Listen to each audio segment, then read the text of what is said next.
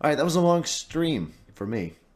My first one on YouTube. Thanks a lot for hanging with me here, guys. I'm going to make a closing comment, which is to say that I kicked this off um, by talking about Steven Pinker because of Steven Pinker's attacks on the alt-right.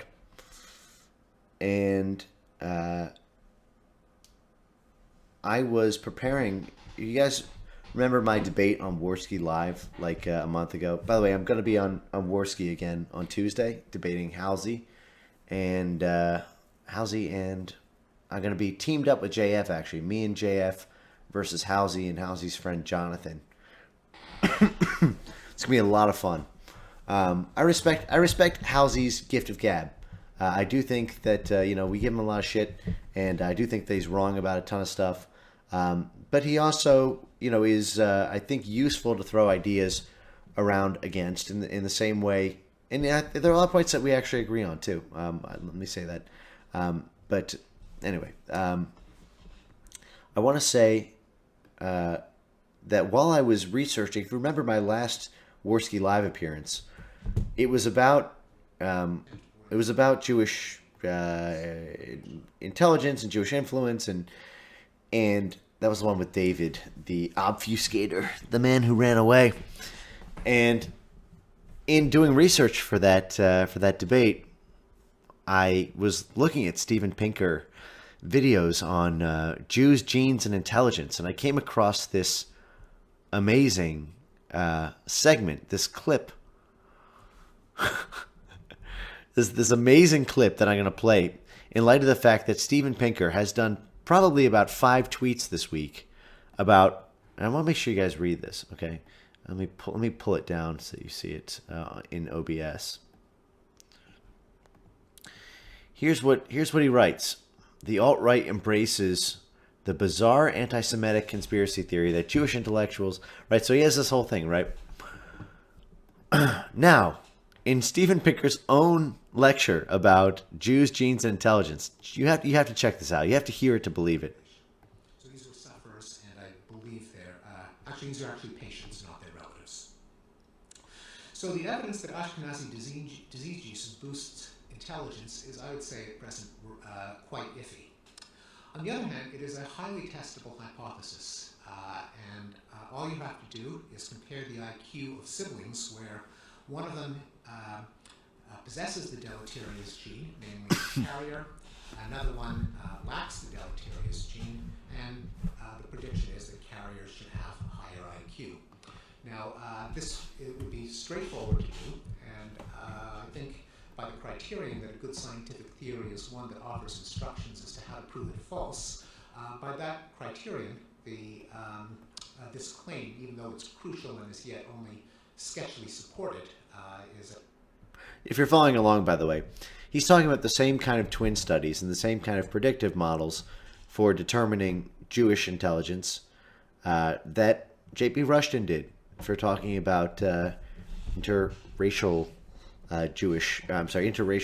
intelligence differences in mean and standard deviation and the dynamics along those lines. But when Pinker does it about Jews, it's A-OK politically. But here is the point that I wanted to get at. Don't make stuff. They're not like farmers or craftsmen. Hold on a second. Let me fast forward to it. Give me 1 sec. I'm going to find you guys the money shot. It might... Because of its possible social Arnest League was quoted in the So Innocuous Either hatred. And genocide. Parasite, I put it in the case Sorry. of I don't have the... Oh, here you go. Here it is. So, okay, this is part 4 of 4.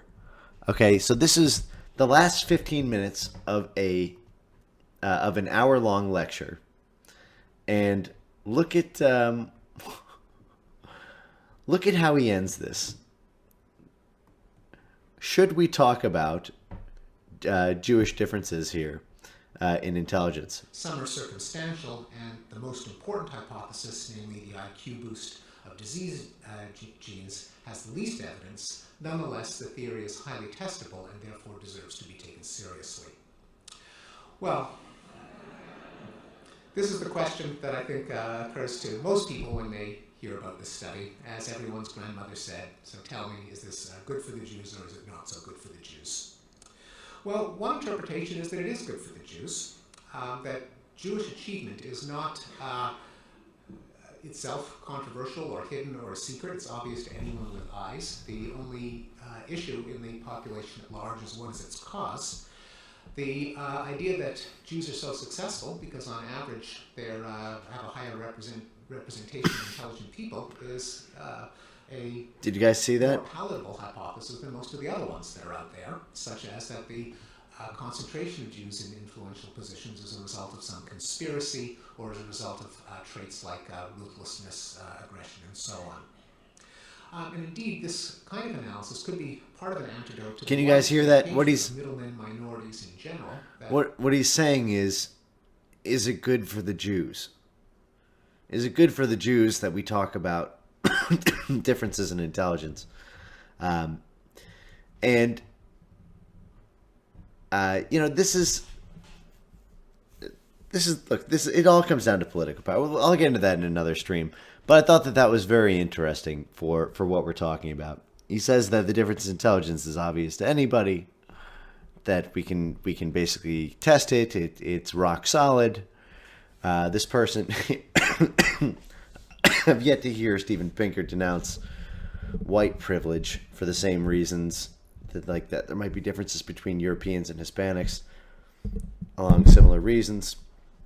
That is, on average, group differences. But look, I want to wrap this up. This is about love. This is about this is about helping Western civilization, and it's about the core principle of identity politics for everyone or for no one. So until other groups put down the identity politics gun, indigenous European people descended from European tribes, need to get on the identity politics bandwagon, need to get on the organizing bandwagon, need to get on the political muscle bandwagon, the explicit identity bandwagon. Otherwise, you're going to end up getting Galileo'd. You have to recant every single value in Western civilization because it's going to be deemed Eurocentric and therefore evil. So love yourself, love your people, and then love everyone. With that, I'm going to do one quick teaser. I have just finished processing my new video, the Diversity Industry Starbucks Edition. I'm going to hit the publish button on this right now. This is going to end up being an epic work. I've got about 40 minutes of it done, but I published about 20 minutes of it here. I might end up turning it into like an hour and a half documentary. It's a really stunning entry point for people who don't understand the national translocal diversity industry and how its network of political affiliates, of nonprofits and profit corporations, of consultants, companies, full-time professionals, academics, and other assorted ragtag diversity proponents control a vastly disproportionate amount of political influence and money in America. That is what I am getting after. And the entry point for that in this series is going to be Starbucks. So I'm clicking the publish button. Come check it out. I may have to re-upload it and re-edit. But all right. Cheers, guys. Good night and love to all.